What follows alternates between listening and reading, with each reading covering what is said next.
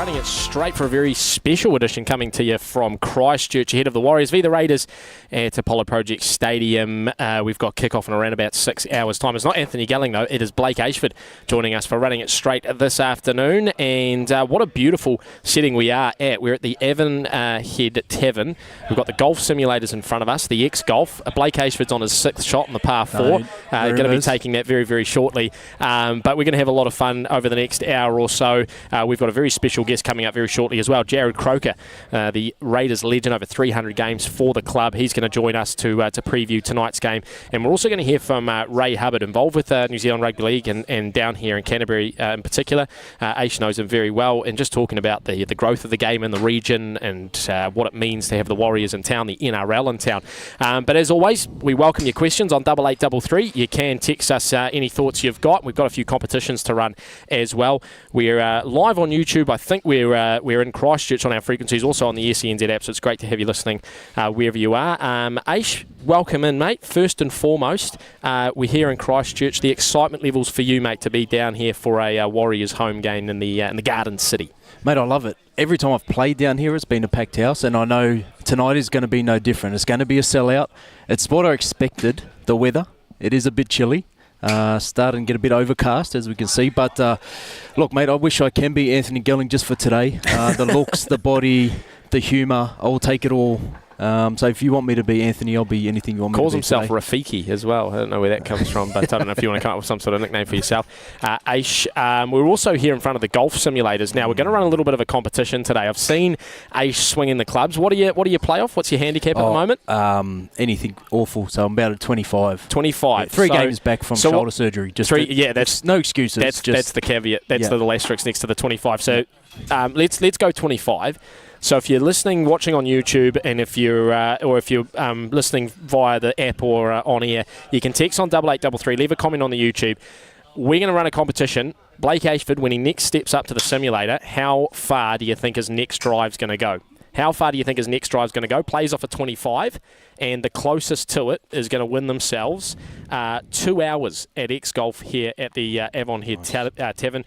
2 hours up to 6 players. It's valued about $150. You can come down here if you're in Christchurch, or if you're visiting, come along to the golf simulators, have a good time. They're all packed at the moment. Simon Mannering's in one to our left just quietly, and then a group of lads to the right with Warriors gear on. So if you want to take a stab at that, guess what Blake Ayshford is going to hit on his next drive, and we'll see how close you get when he steps up. We'll do a closest to the pin one a little bit later on in the show as well. Aish, just quickly, 2 teams tonight that are in very different positions. The Warriors coming into 2024 with a lot of expectations, a lot of high hopes given what they did in 2023. They find themselves 0-2. 2 games perhaps, they should have won. Fans certainly think they should have won. Then you got the Raiders, written off basically at the start of the year. People had them as wooden spooners. A lot of people had them down towards the bottom. They're 2-0. So 2 very different stories going into tonight's game. How does it feel to you in terms of what we're going to see tonight? Look, 2 different positions on the ladder, obviously 2 different storylines, but I think not too similar of the way they're playing footy. I think both teams are playing good footy. It's just the opposition they've played. The Raiders have been able to get it done, whereas you look at the Warriors, we've spoke about numerous occasions. The Sharks night didn't turn out the way they wanted to for themselves. Last week, heartbreak at the end, but it took one of the best put-downs we've ever seen in the history of the game to do that to a Warriors team. So I don't think they're too far away. I think the Warriors do it tonight, and it does mean a lot because to start 0-3, look, it is a long season, but for a team that's looking at a top 4 that is looking for a elusive premiership, I think tonight's the night where they make a statement. But they sort of have to for everyone's sake, Aish. If they go 0-3, it's a very different conversation we're having come Monday morning. Ryan's already texted on 8833. He reckons 247 metres. That might be generous for Aish. I can tell you driving's not his strength. I'll put it that way. Just does it count if it's not on the fairway? No, we're just going pure distance. We're going pure distance here. So I get to unload. And Jared says, is it Avonhead? Yep. Avonhead. We've got some regular Christchurch people here. Juddy, are we Avonhead or Avonhead? Avonhead. Avonhead Tavern. Or they think we'll call it the Av Tav. At the Avon River. Mate, okay, Avonhead. I must Sorry, say Jared. It shows my my Christchurch knowledge, and everyone knows that I'm a Waikato man. So any chance to stick the boot into Canterbury, I will take that gladly. Stat that I want to throw at you, Aish. Canberra Raiders, 90% completion rate across round 1 and round 2. Pretty impressive from Ricky Stewart's men. What's been the key for them through these first 2 games, getting these 2 wins? Where's it coming on the park for them? I think it is starting with their forwards, just that power game. You've got the old heads as well to finish it off. I'll tell you who's impressed me the most. It is Jamal Fogarty. He has gone to another level this year. You've lost that comfort zone in Jack Whiten at 6. You've got a young player, Ethan Strange, who looks... He's going to be exceptional rugby league player from his first 2 games this year. But the way Jamal Fogarty's controlled a game, you talk about the completion rate. Well, you need your halfback to put a good kick in, steer the ship, and he's done just that. I think he's been exceptional coming off the back of that forward pack. And for the Warriors, want to ask you that question as well. Where's it potentially gone wrong for them through the first 2? Discipline. They're killing themselves. We looked last week at the game. If we just look at that, there was maybe 4 instances where the Storm scored a try, but some of them come from breaks up the middle. They were a man left on the ground after good lead-up work from Sean Johnson's kicking game. The best I've seen him kick in years. I don't think he put in a bad kick last week. It was pinpoint perfect, a metre out from the line almost every kick, and it was just their defence, their discipline, letting them down as it did round 1. Someone's written on the YouTube, 280 metres off the tee. Blake Ayshford. You might need to play golf a little bit more regularly to get to a 280. Someone else has said 198.6. That's from Joseph. So if you've just joined us, you can text on 8833, or you can jump on the YouTube channel and drop a comment. Blake Ayshford, when he steps up to the golf simulator for his next drive, what do you think he's going to hit? He plays off a 25. Closest guess to the distance will win themselves a voucher for the X-Golf here, 2 hours up to 6 players. And it's a great little establishment we've got here. It's packed at the moment. And we've got platters coming out, Aish. We've got pizzas.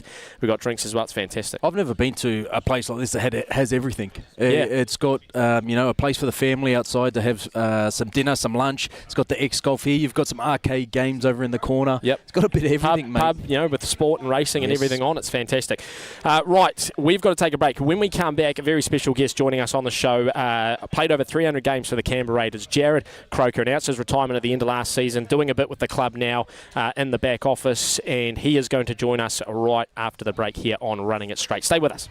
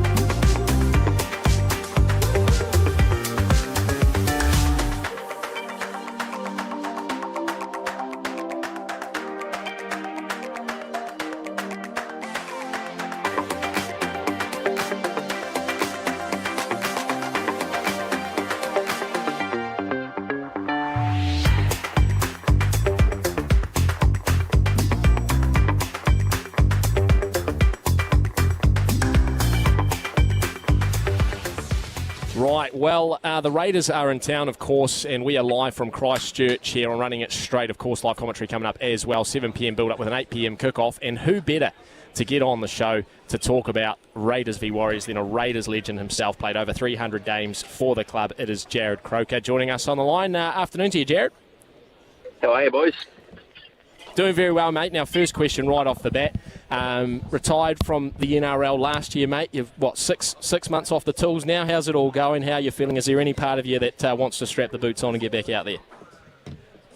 Yeah, it's all going well, mate. It was a pretty cruisy sort of back end of the year. It just felt like an extended off-season, really. I sort of got through to Christmas and still hadn't made back to training. And then when I got back after Christmas, I sort of went, geez, now I've got nothing to do. But it's been really good, mate. I've got a role with the club, and I'm in there helping the boys goal kicking and a bit of stuff with the outside backs, and a little bit of stuff with the juniors and the junior reps as well. And I've fallen into that quite nicely. It's a really good transition, and I'm very lucky that I've got that opportunity to have that transition, and do a little bit of stuff on the side as well, a little bit of radio and a little stuff with the harness racing, and just sort of floating around, mate. But no, I certainly don't miss it. It's I've been in there a few sessions throughout and watched the boys through pre-season, and it certainly reassured me that I'd made the right decision. And mate, even seeing some of the games, the boys have played really well, but some of the games that I just see now, and I'm watching a lot more footy now that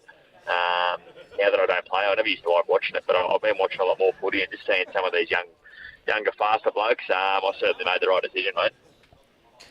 Mate, it sounds exactly like you haven't got your feet up like I did and got fat. So how's the rig looking? You still in shape? Mate, I'm hiding it well. I always wear oversized shirts to hide it pretty well. Everyone says, you're still looking all right, but I'm certainly not in peak condition, mate. But I've been trying to do a little bit, just obviously with the body. If I could have kept running, I would have kept playing. But my knees have been bad for a couple of years now, and they've had enough. And even the old lower back, mate, as you know, the old back starts to go, and you start to get a bit later on. So, look, I'm still trying to do a little bit where I can. I do want to get involved and do a little bit more and get moving a little bit more. But, look, it's hanging on for dear life, put it that way. Mate, you're obviously mentioning there towards the end, feeling like, maybe the body wasn't 100% up to it, but to hit that 300-game mark last year, and obviously against the Warriors, might talk about that one in a little bit. But I guess how important was that hitting that sort of milestone for you, getting over that 300-game mark, and now that you've had a bit of time to, I guess, sit back and reflect on your NRL career, how special to say that you're a 300-game NRL player? Look, it's amazing, mate. I would have been content regardless. I think I always thought, even coming back into the side over the last year or two, I was stuck on 290 or whatever it was, and look, I pretty much got told that I'm going to be hard for me to play first grade. There's a lot of blokes in front of me. I'm going to be playing reserve grade, and I was at the point in my career. I'd had a few injuries. I'd never played reserve grade in my life until 2 years ago when I started there, and I actually enjoyed it. It didn't, it brought me back to being a kid again. I was. We played a game in Sydney, and I got picked up from Goulburn. I stayed at Mum and Dad's house the night before a game and got picked up by the bus at Goulburn at, up at the big marina there at 9 o'clock in the morning with a coffee, and that. It was like being a kid again, and it sort of rejuvenated me a little bit. And I certainly enjoyed that. While I wanted to play first grade, I was just happy to, I wanted to get to 300 games, but I was just stoked to be playing footy with my mates, and the bus trips home, we were really enjoying ourselves playing reserve grade, which is probably not the right attitude, but like I said, at the time, I was happy just to be playing footy with my mates still and doing what I love, and thankfully that I played okay, I guess, and the leaders got me back into the team, and when I did come back in, we sort of had a couple of wins in a row, which sort of helped my case, I guess, to push towards that 300. And look, now that it's all done and dusted, mate, it means the world to me now that I got to that. Like I said, I would have been content regardless, but now that I have done it, look back on it, I would have, I'll probably look back going, geez, I'm glad I got to that, which I am. I'm very grateful and very happy just the way it all unfolded, by the result, the build-up and the couple of weeks around it, and, the end of the year when they give you your ring at the grand final weekend and those sorts of things. It obviously means a lot to me now, but at the time it wasn't, the be-all, end-all, but looking back, it's, it's so special to me. Yeah, and that's an awesome perspective, mate, that you're able to get just playing those games in reserve grade as well. But an awesome achievement, over 300 games, and a real credit to you and your career, mate. Well, let's talk about Warriors Raiders this evening here in Christchurch. I'm going to say before the season started, Jared, two different storylines around both these teams. For the Warriors, all the talk was around last year. Can they improve this year? Expectations very, very high, particularly from the fans. And from the Raiders' point of view, a lot of pundits and experts thinking they were going to be down towards the bottom. It's the complete opposite. Raiders 2-0 going into tonight's game. Warriors 0-2. Just, I guess, from what you've seen around the club, working with the players and being very close with Ricky Stewart as well. I guess what was the team's mentality coming into the season with all of that outside noise sort of suggesting that, they weren't going to be as good as 2023? Yeah, well, you've probably seen the signs that were hanging up in the sheds in round one. I won't say the words, but that was pretty much the mentality and that's sticky every day, every year. Like we've been ridden off for years and years. Like the last couple of years, like we played in the grand final in 19 and the prelim in 2020, and then since then we've just been ridden off, and we've missed the finals once in the last 5 or 6 years. Like I just can't work it out. And while we lost Jack Whiten, who's a superstar and probably been our best player with Papa for the last 7, 8, 9 years, outside of Jacko, there's he's massive boots to fill, but we haven't really. We still had the forward pack there, and a couple of young blokes. Morgan Smithy's coming over. Like I just can't work out how they thought we were going to get the wooden spoon after just like I said, Jacko's a massive loss, but I couldn't work out why they thought we were going to completely fall off the face of the earth. And again, it's only round 2. It's it's 2 games, and while we've won them well, it's a good time, but it's a massive challenge not only this week, but we've got the Sharks away next week, so 2 big games. But yeah, look, that mentality that I spoke about, that's just sticky to a T. He loves it like that. We all do down here. We love being we're the little brothers of Sydney and all that, so we enjoy that. One team town, it's easy to have that mentality and not like everyone else, and that's exactly how Sticky breeds it into us, mate. Yeah, well, I was going to ask how much of that sort of Canberra Raiders mentality that you've been talking about comes from Ricky versus, I guess, just the culture of the club over many, many years. And Kiwis are very, familiar with big names that have come through the Raiders from our perspective. Ruben Wiki, Quinton Pongia, Lomax, these guys are legends in Kiwi Rugby League, all played for the Raiders, and they've always had that culture and that attitude. Yeah, how much, I guess, comes from that and how much does come from Ricky?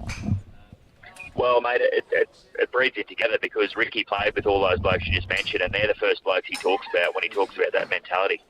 He talks about 89, 90, 94, the grand finals and the glory days, and the first blokes he mentions are your Wiki, your Pongas, Lomax, and as well as we obviously had Clyde, Meninga and those guys, but he doesn't like talking about, back when he was winning grand finals. He just likes talking about the way that those guys played for the jersey, and,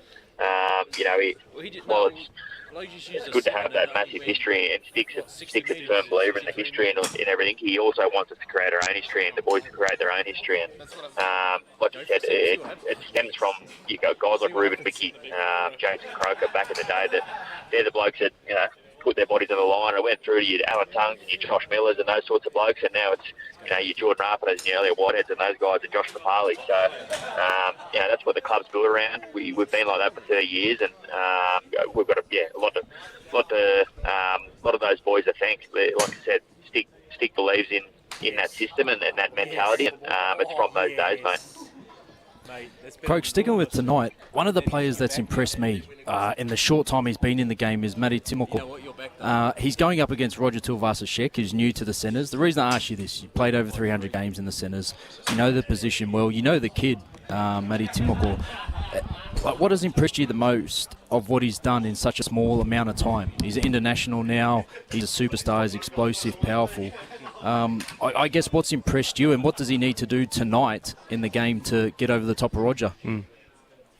Yeah, well, it's easier said than done. Not many people get over the top of Roger, do they? Mate, Matty's just impressed me so much. How he's a funny little kid. He's always up for a laugh. He loves a good time, but he's so professional. Like he's so diligent. He's one of them blokes where, and I was the exact opposite. I used to hate it. Make a tackle to trainer. Like if someone got on your outside, I go, yeah, got you, mate. But he'll make the tackle. He'll make a legs tackle. If someone's on the inside, he'll let him know he's there, and you pick him up and drive him. Like I used to hate it because I'm the opposite, and I was too old by the end of it. I was old and cranky and didn't want to be tackled. But he just trains the way he wants to play, and you can see that in his game. He's a little Energizer Bunny. You just wind him up and let him go. He gets the ball, he wants to bounce around, and he just always wants to be in the game. And, he gets sooks when he doesn't get the ball, which is a good thing. Not the sooks, but he wants the ball all the time. So, mate, he's going to have to bring all that in Sunday night against Roger. It's probably one of his bigger challenges, to date. But on the flip side of things, he floats around a lot while he's not training as well, so it can be a good thing that he doesn't think too much. Bit of an airhead every now and then, and he doesn't think too much about it, so he doesn't get himself too stressed. He's got a bit of both, which I like, and he's such a great kid, and he's got a massive future. We've seen him play for the Kiwis the back end of last year, and he's really taken that on. He's sort of that bloke now in the back line where, aside from old man Rapana, he's sort of one of those blokes who's at that point where he's got to step it up another level and be one of the leaders of that outside back line because, like I said, we lost a bit of experience there last year, and Matty's the man to step up for it. So between him and Sebby Chris, we've got a lot of strike there. How long, as well. Joey? I know Sebby's not playing tonight, obviously, but looking forward to seeing Matty be Roger. Croaks, talking of centres, we quizzed Blake Ayshford yesterday actually on the station. We asked him if he could name us the person that he played the most against in his NRL career, and it was Jared Croker. What do you remember? What do you remember about playing opposite Blake Ayshford, mate? We probably scored. Come on, Joey. I remember him young at the Tigers, in the 20s. Coming through with the Tigers yesterday. Hello, Joey. I hate the Tigers because they used to flog us all the time. Like back when Benji and Robbie played, they just used to beat us for fun. It used to annoy me. And then obviously playing him at the Sharks and then the Warriors. And look, I remember having great competition. I'll tell you what I love, and this is all due respect to you, Ash, but I loved it when it was you and not Conrad Hurrell running at me with the side of his and I'm sure everyone else was like that as well. But no, we had some great battles over the years, mate. And sorry, it's enough cue. 4 minutes. Either all the Tigers, so we didn't have much of a record against either of them. But plenty of memories over the years, mate, of it. But you're probably the same answer, I guess. The person I marked up against as well. I wouldn't know the answer to that, but we certainly had a lot of duels over the years. And in terms of the Warriors Raiders sort of rivalry, Croaks, what are your memories of that over the years? And is there anything that sort of sets that rivalry apart, maybe more than others?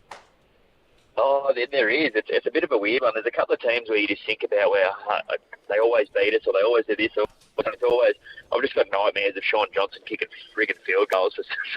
He's done it so many times against us. He's just so good at it. I remember there's been a couple of games. Well, the obvious one was last year when I missed that goal from the sideline to win it. We shouldn't have even been in that game, and we scored a couple of tries. They're always just really good games. With the Warriors, the last sort of 5, 6, 7 years, all been really tight games, and there was a period around that 2013, 14 where they just put 50 and 60 on us about 4 times in a row and just had nightmares of Conrad and Manu Vadavai and those sorts of blokes just winding up off the back fence. But Sean Johnson kicking field goals to beat us in Golden Point. There was a game 2021 or 2 or something where we're at Canberra Stadium. We're up by like 30-12, and they come back and beat us 34-30 on full time or something like that. And then another game at Canberra where same thing. I think Sean kicked 2 field goals to beat us, and then he also kicked one last year to beat us. Like he gives me nightmares, that bloke. Croaks, I know you mentioned before you're into the trots. I've seen your Instagram. You're all over them. You are good mates with Tommy Berry as well, I believe. But big day tomorrow, slipper day, golden slipper day. Have you got anything for us? Anything you like? Well, mate, it's a good price. It's actually been backed in, but the thing, Tommy actually likes his ride in the Randford in race 5, number 7. It's a French horse for the Freedmans. It was $8. It's in the $5.50. It's obviously a really good race, but he said it's working really well, and they've got a pretty high opinion. We're running the Arc over in France or wherever it is, and it's pretty good form lines. I know Waller's got a good one, and obviously Think It Over's in there, but it's a really good each way price, so I'll probably give you that one, mate. Sweet. We got Sunday 2 minutes. Excuse me, Croaks, while I talk Ash out of putting the house on it, because he's got his phone out already in the app. Mate, just before we let you go, what are your predictions for tonight, mate? How do you sort of see it playing out? As I mentioned at the top, you got a side 0-2 going up against a side 2-0. What do you reckon is going to happen in Christchurch, and are we in for a potentially a tight one? I think we're in for a belter. Form goes out the window. I mean, we've our 2 games against the Knights and the Tigers have it's been Tigers probably weren't at their best last week, and we were really good against the Knights. But I tipped the Warriors last week, and I thought we were home too, mind you. So Warriors probably should have beaten Melbourne in Melbourne, which is nearly impossible to do. So the form lines don't really read 0-2 and 2-0, but look, it's going to be tight. I'm going to tip the Raiders, but it's going to be it's going to be one of them ones where it's Jamal Fogarty's time to kick a field goal instead of Sean Johnson, hopefully. So I'll go to the Raiders by one. We've got the big boys up the front to match motors, so they've been playing really well. With a guy like Corey Horsburgh's playing reserve grade here this weekend, so that's how good our forward pack has been going the first 2 weeks. So and it shows the depth we've got in the middle there as well, and that's where games are won, and none more so than over the ditch. New Zealand, mate, you need to be powerful up front, and we've certainly got the engine and the engine room to match the big boys over there. So I'm looking forward to it, mate. I'm heading down the coast. I'll be watching on TV. I can't wait. Awesome, Croaks. Yeah, it's going to be a fantastic game 15 to get underway in around about 5 or 6 hours' time, mate. Really appreciate you jumping on with us today. Thanks heaps for all your time. Good to hear that you're loving life after footy and thriving as well, mate. So thanks heaps for joining us this afternoon. Too easy, boys. Thanks for having me anytime, mate. There you go, Jared Croker there. 307 games for the Canberra Raiders and third most points in NRL history. An absolute legend of the game. Great for him to jump on with us as well. Hey, did you get the bet on? What was the horse? Race 5 it was. Just Tommy Berry's horse. So Okay. I'll be... No one jump on it. Don't get the odds down. Let me get on first. Right. We're going to take another break here on Running It Straight. When we come back, we are going to put Blake Ayshford in front of the golf simulator, and he is going to get his drive on. So last chance, if you can drop a comment on the YouTube channel, or you can text on 8833 how long you think Blake Ayshford's next drive goes on the simulator. He plays it for 25, if that gives you any indication. All those people saying 250 metres plus, you need to just temper your expectations here. But what we'll do is we'll put Blake in front of the simi after the break. And if you are the closest to that distance, you win yourself 2 hours, 6 players here at X Golf at Avonhead Tavern in Christchurch. So get your guesses in. We'll take a break. We'll come back with Blake's drive after this.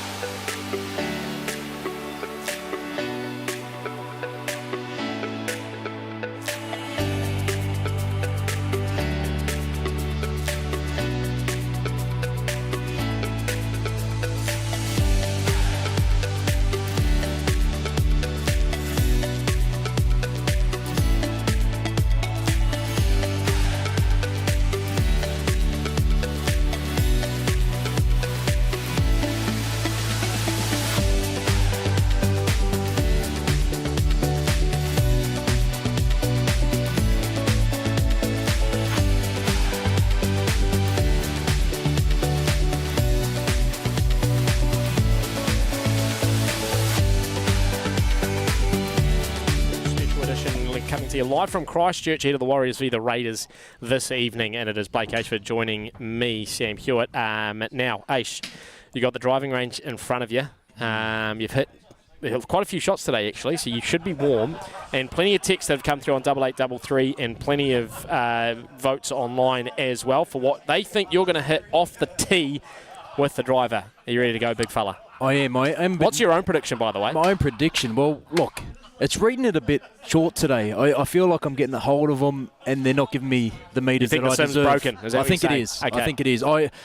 If I get over or close to 200, I'm a very, very happy man. All right. Well, you get up there, fella. I'll read out some of the guesses. Joseph thinks 198.6. That might not be far off, Joe. Someone says 126. I think that might be a pretty good shout here if he doesn't get a hold of it.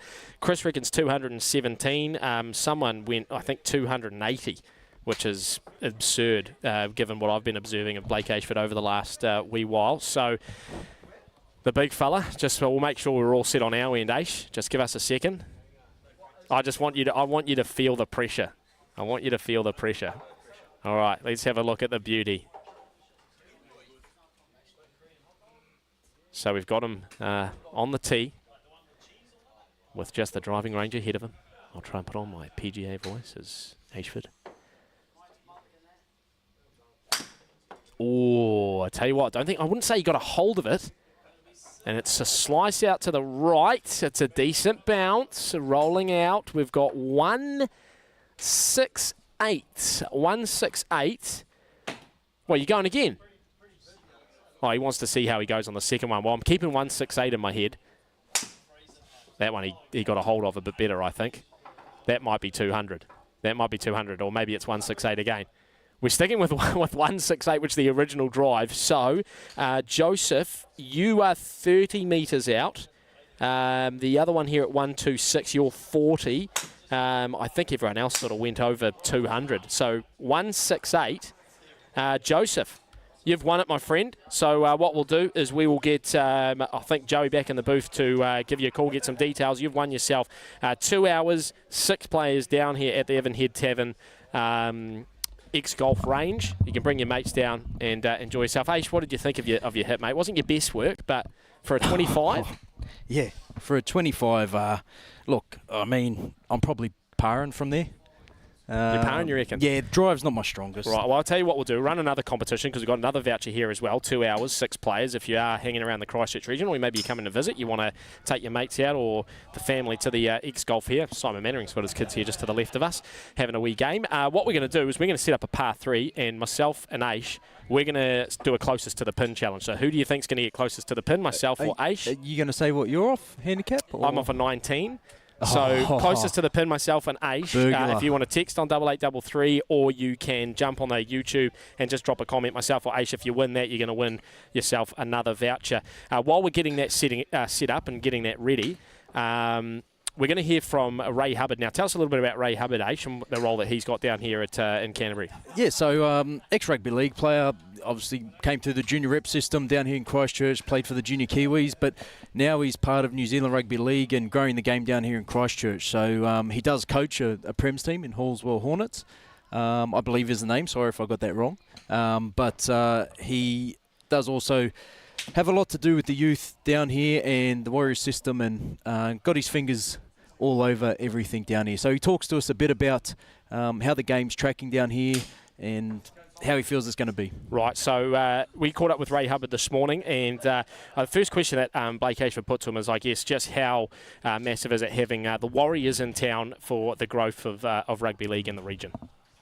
Yeah, as I said at the start, I think it comes down to two things. The consistency of brand of football the Warriors are playing and the style that they play, and they're reliable as a supporter. You can turn the TV on and you're going to get a Warriors-like performance, and that's doing really, really well for them at the moment. So as a supporter, you're not riding so much of a roller coaster, and it makes it a lot. Your buy-in there to be a supporter is a lot easier. Not like a Rooster or anyone like that. Because the Roosters can be up and down. Really, really strong, and then they can play a bit poorly at times. So, but then the other thing I think is really, really important is accessibility and engagement. And as an observation again, the Warriors have done a great job of being active in our communities. They've got an academy set up here in Christchurch with 20 to 30 kids involved in that. Can you tell us a bit about that academy? Well, I know that's, Tony Edo is in that space, and he's been spending a lot of time down here in contact with some good coaching with a group of players and heading up the strength and conditioning aspect with Tyler Sullivan at his facility there. So what we've probably seen is engagement of specialised training for those particular athletes, and those athletes have come through pathways, Canberra Rugby League, Southern Zone, and performed really, and St Thomas's, and performed really well on the national stage. Well prepared athletes, and that they've gained notoriety, making finals at the Nationals with Scorpions, and obviously St Thomas's success last year. And I think a lot of that can be attributed to the work that Tony and whatnot have done down here. And then obviously, that has stood those rep sides in good stead. So now with Southern Zone coming on board with the Warriors and the establishment of the academy that's going to be based out of the south end of the South Island. Yep. That's going to be providing further pathway opportunities and development for those particular players too. We have the One New Zealand Warriors based in Auckland. We've got 16 other NRL teams at the moment. South Island have been spoken about as having a possible NRL team. Do you have any thoughts on that? Would it work down here? It sounds like from what we're saying there's a lot of buy-in. Well, the South Island's there is a really rich and passionate rugby league community, and I think exposure of any kind in rugby league is great for the game down here. I guess in terms of what the public expectations would be again, we want a consistent team, one that we can bank on their performance, so that makes it easy to support, just as we spoke of with the Warriors, and no reason why it couldn't be viable. Again, I'll get 30 seconds, and then you'll have about 9 minutes till the end of the show. With their branding and their accessibility, and I think probably if you look at the over 25, 30 years with the Warriors, and it's taken that long for them to really capture the heart of the whole country. So if they can, learn the lessons of the Warriors' journey and 5 seconds. Hearts of people, so they can get in behind and actually really support it, and there's no reason why it couldn't take off. There you go, Ray Hubbard talking about the growth of the game down here in Christchurch in the Canterbury region, and what it means to have NRL teams in town. Just great for the kids to come out and see some high quality action and show that the pathway is there as well. All right, Par 3 competition. Myself and Blake Ayshford, last chance to get your votes in on who you think is going to get it closer to the pin here on the golf simulator. Aish? Listen, you're a 19 handicap. Yeah, but I think you're a burglar. I think you're a burglar. No, I probably am lower than I should be. Yes. So, no. Yeah, so I think it's going to be close. So Aaron says Blake to be closer, but no one to land on the green. That's from Aaron. So what we're going to do, your last chance to get your votes in, you can throw it on the YouTube, or you can jump on the text 8833. If you win, if you guess who gets closer, we'll put you in the draw, and you could win 2 hours for 6 players, so you and 5 mates.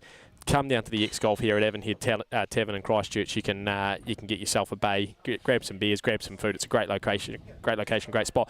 Just while people are gathering their thoughts as to who's going to get closer, Aish, you've played a couple of games down here in Christchurch, haven't you, over the years in your NRL career? Played Manly twice, I believe. Early on in my Warriors days, I think it might have been 16 and 17.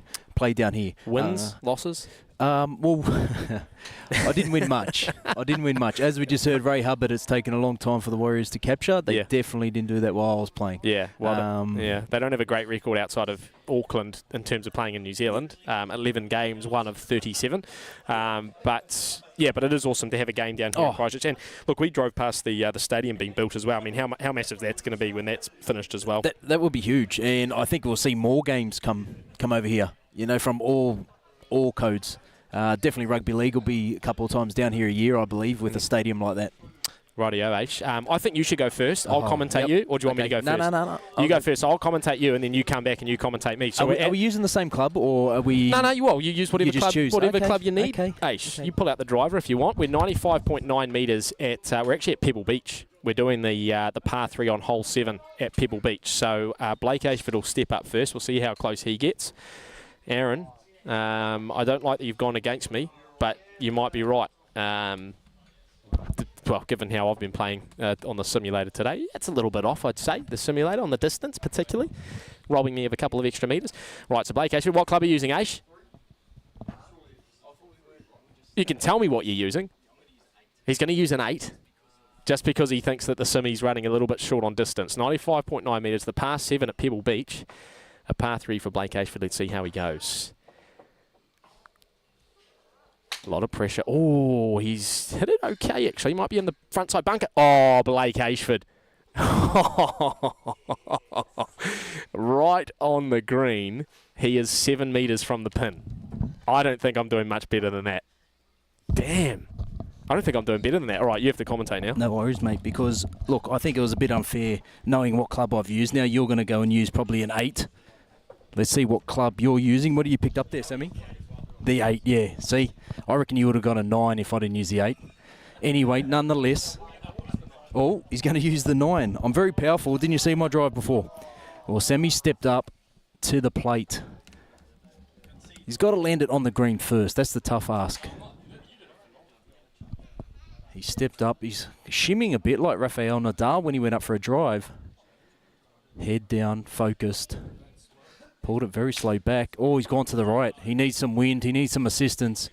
I think he's short in the bunker. Ayshford for the win. He gets 1 for today. I'll tell you what, I don't win many, as we just spoke about, especially in Christchurch. I don't win many. Oh, Aish, you've absolutely killed me there, mate. It's your best shot of the day. Why'd you save that for the par 3? Because everyone was watching. Just needed a bit of pressure. See, this is the difference between a professional athlete and an amateur. Under pressure, he delivers, and I don't. I'm straight into the bunker on that par 3. That is abysmal. Unlucky Aaron. No, Aaron got it. Well, he said Blake to be closer, but no one landed on the green. But he did get you close. So, Aaron, we'll get Joe to get your details. We'll send out the voucher to you, my friend. 2 hours for you and 5 mates to come down here to X Golf at Avonhead Tavern, and you can have yourselves a bit of an afternoon. Right, actually, let's quickly talk about tonight's match. We've got a couple of minutes. We are going to have build-up from 7 from Apollo Project Stadium in Christchurch. We will have live commentary from 8 p.m. all across SENZ. Tonight, what do you think? What's your prediction? What do you think's happening? Look, I think the Warriors are here after last week, and they're putting a number on the Raiders. Look, I said the Raiders have beaten the teams that have been put in front of them. They did a good job going up and ambushing the Knights round 1. I'm pretty sure, a lot of people had tipped them to beat the Raiders at home, which they did comfortably. But the way the Warriors have been playing, they're playing good enough to, well, possibly should have beat the Storm. They are playing good football, and I think tonight it all comes together. After last week, the heartbreak, I think Webby's just got them in this week, and after Sean's talk after the game, I just think they're raring to go, and I think this could be a big 13-plus effort. Well, a couple of bits of late mail that have come through from the Warriors. Wade Egan, it was revealed this morning on SENZ Mornings with Ian Smith that from assistant coach Richie Yager, that Wade Egan will not be playing this evening, so you think Freddie Lussick takes that starting number 9, and then perhaps that allows Chanel to come onto the bench. Does that change anything in your eyes, Aish? No, Dylan Walker as well this weekend. Yeah, if that had happened like last week, I was a bit worried. But after seeing Freddie Lussick's performance last week, how good he was through the middle, yeah, there were some lapses, but he did enough last week to prove, I think, to everyone that he does deserve that spot. And Chanel, the question is going to be, does Chanel get more minutes? He didn't get too many last week. I think they might use him differently this week. I think they're going to be strong through the forwards, the Raiders, and I think you're going to need a Chanel Harris off the bench. And Jazz Tavanga, he offers that point of difference. Smaller in stature, footwork just as good as Dylan Walker. Now, the passing ability is the one where I think we're going to rely on Tohu Harris a lot more. Someone's just messaged in here saying, strange preview from Jacko. Jacko, we're broadcasting from the Avonhead Tavern here where they've got the X-Golf simulators, and that's where we're situated. So we're mixing a little bit of golf and rugby league. We will have probably a more comprehensive build-up from 7 p.m. tonight as we build towards the game. But a couple of comments that have come through on YouTube.